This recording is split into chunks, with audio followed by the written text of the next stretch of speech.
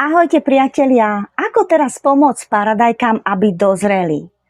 Takže tyčkové paradajky v skleníku, zaštipnite vrchol nad posledným vytvoreným strápcom plodov. Napríklad ako ja tu. Tu je posledné plody sú a vrchol je zaštipnutý.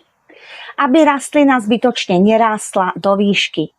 Postupne odstraňujem spodné listy, približne do tej výšky 50-60 cm, pretože tie už rastline nepomáhajú.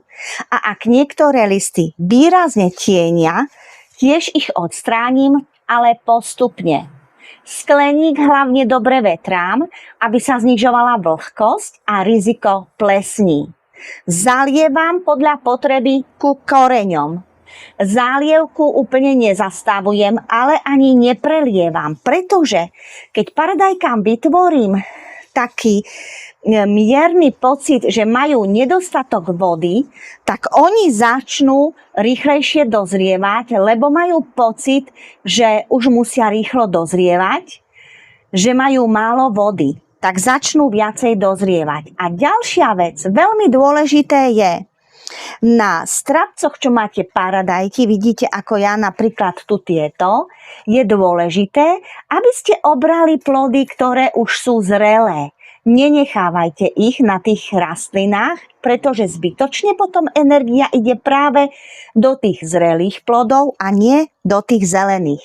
Keď postupne oberáte, rastlina dáva energiu zase, aby dozreli aj tie ďalšie plody, ktoré sú zelené. Tiež môžete podporiť dobré dozrievanie paradajok zálievkou z dreveného popola, ktorá obsahuje draslík a fosfor a tým pomáha vlastne, aby plody rýchlejšie dozrievali.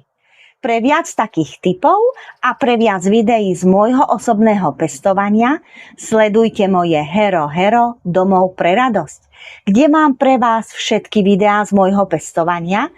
Mám pre vás knižnicu všetkých infografík, ktoré som vytvorila o škodcoch, o rastlinách, o postrekoch a takisto je tam séria receptov a hlavne moja osobná podpora pre vás. Tak ak chcete, pridajte sa. Teším sa na vás.